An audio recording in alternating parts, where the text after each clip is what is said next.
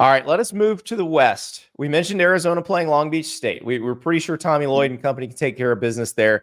Not worried about North Carolina, but let us go to the 8-9 matchup. Michigan State versus Mississippi State. I saw a stat about Tom Izzo.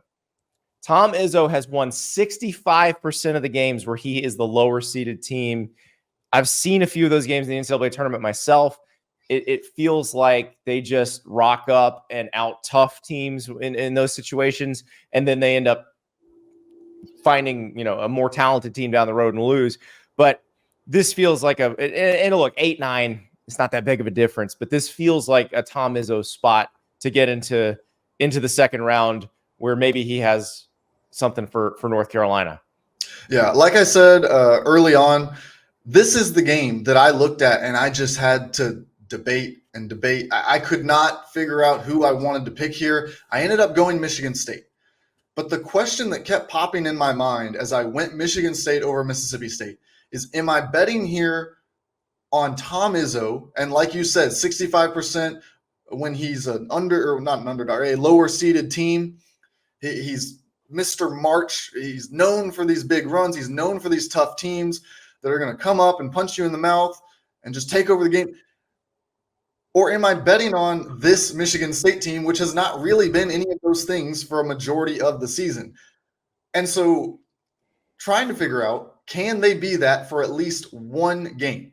Can they get through this matchup with Mississippi State? That's what we're going to have to decide, because Mississippi State, you try to punch them in the mouth, they're going to punch you right back. They are a big physical team. They play a lot of guys, Tolu Smith, DJ Jeffries, Keyshawn Murphy. The list goes on and on of the big, tough, physical guys that they want to put on the floor. So Mississippi State, not a team that's going to roll over if you do punch them in the mouth, that you do come out there with that physical mentality. Chris Jans also, he's got a great track record when it comes to the NCAA tournament. So I think we're looking at one where you might bet on Izzo because it's Tom Izzo, but on the other side, I like what I see from them as well. So it is truly one of the closest pick'ems that I have in this tournament field. I was going to say, between, your 116 and your 215, we feel pretty comfortable about. Between those in this region, there's a lot going on here. Yeah. Let's get to St. Mary's and Grand Canyon. That's another one where it feels like I am picking Grand Canyon to win this game. And maybe it's sentimental, because one of my favorite stories that I've done in the past few years is back at my old job. I was in Phoenix, and they had sent me there to do a bunch of stories on stuff going on in Phoenix and different. So I did all the quarterbacks that were coming out of there. Brock Purdy was kind of the focus of that. And I did something on Arizona State football. And the last day I was there, this is 2019. It's Friday morning, and I see all my friends who cover national college basketball tweeting about how they wish they were in Phoenix because Illinois was going to be at Grand Canyon that night. And Grand Canyon is the greatest home atmosphere in college basketball. And so I'm like, well, I got a red eye out of here. The game tips off at 6:30. I could make it and still make my flight. So I text the SID. I was like, can I come? He's like, yeah, absolutely. Come on. I have never had that much fun at a college basketball game. It was spectacular. And obviously that was a different era. That was when Dan Marley was coaching GCU. Yeah. Illinois won that. Kofi Coburn was kind of making his debut. But now you've got Bryce Drew at the head of the Lopes. They won their league. They won the WAC. And it seems like their play is now matching their home atmosphere. Yeah, you give an SEC coach, a caliber coach, a mid-major job and watch what he's able to do. That's what we've seen at Grand Canyon. He's really taken that atmosphere, what they have to offer as a university, as an athletic program, and he has maximized it to the fullest. He's bringing in these transfers, Tyon Grant Foster, a potential NBA guy, as we talk about him, playing at Grand Canyon. That's something that you would not have heard of before. He has gotten it going there. They are a really, really good team. I don't hate this upset pick. I liked Grand Canyon. They were on my list of potential teams to look at as an upset candidate. But I think just drawing St. Mary's was really tough for them because St. Mary's, they're not going to make a lot of mistakes. They're going to keep the ball. We've seen the development of Marshallonis this season. I think that's been huge for the Gales as they won the conference in the regular season and conference tournament and over Gonzaga. Kind of had that breakthrough, and I think that to have that sort of breakthrough as a group, I think it kind of propels them forward, at least here in the early stages of the NCAA tournament. So I am going to pick them, but I think that one will be a close game, one that comes right down to the wire. Alabama College of Charleston. The College of Charleston Cougars, we learned the other day. Yeah. We were not aware of their nickname, but we are now aware of it now. But this is a program that has been in the tournament a lot over the years. Alabama is interesting to me, James, because we've seen a couple times in the past couple weeks. Now it's both against Florida, but they've gotten run out of the gym, basically. And so it feels like there's certain teams that are going to be kryptonite for Alabama. The question, I don't think College of Charleston is one of those teams, but it does give me pause about Bama being able to go deep in the tournament. Yeah, I have Alabama losing in the second round to St. Mary's. That's what I've got in my predictions. And I feel pretty confident in that because of what Nate Oates said after they were eliminated from the SEC tournament. He compared this team to the Alabama team, which had a bad defense last, which was, of course, the one that went out against Notre Dame in the first round of the NCAA tournament after having a lot of hype around their offense. You've got to be able to play defense to win in the NCAA tournament, and they just have not shown an ability to do that. Like you said, I think they survived Charleston. I think they're able to get through that first round.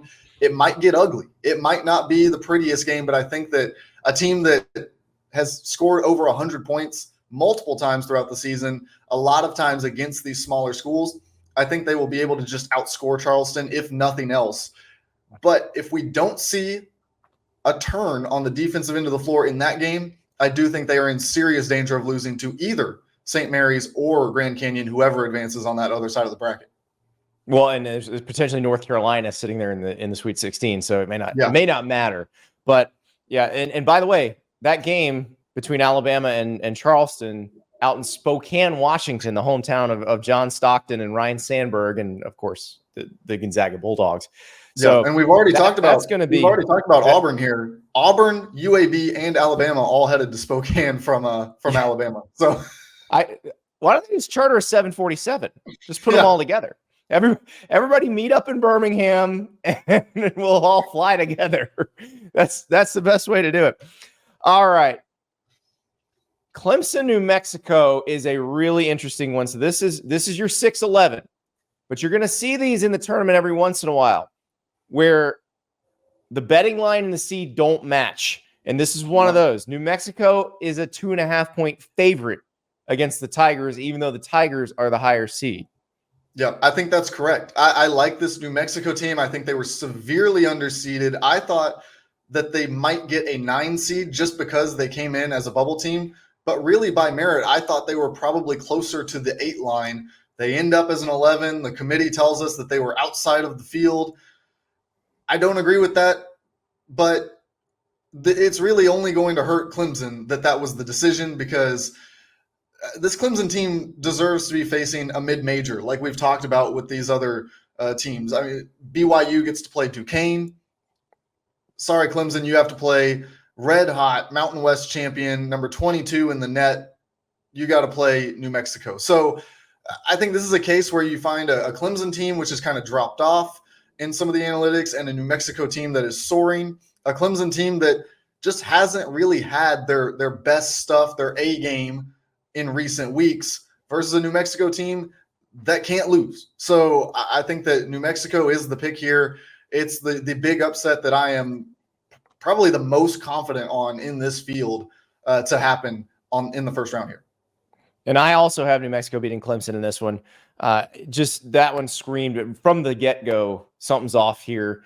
I remember a few years ago, it was a long time ago now, it's actually in Miami. It was the year that Lute Olson took the leave of absence and wound up eventually resigning at Arizona, and Russ Pennell took over. There was a Chase Buttinger-led team, and they were in Miami as a 12 seed, but they were like an 8-point favorite over the 5. And it was just, you knew exactly how it was going to, and they just torched.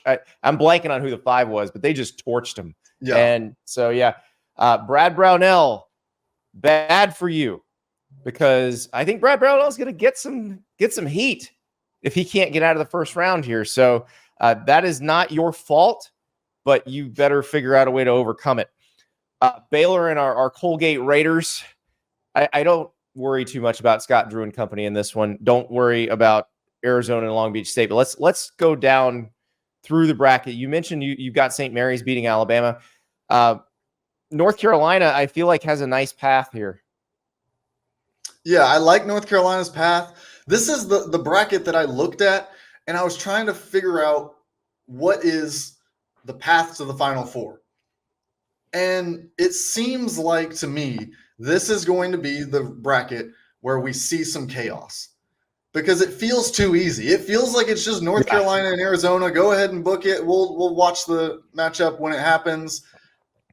But that can't be how it's never that easy.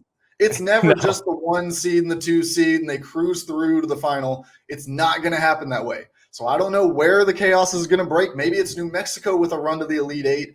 Maybe it's a St. Mary's or Alabama. Maybe even Grand Canyon getting hot, knock off the North Carolina. I feel like something's going to shake out in this West region that is just going to kill everyone's bracket.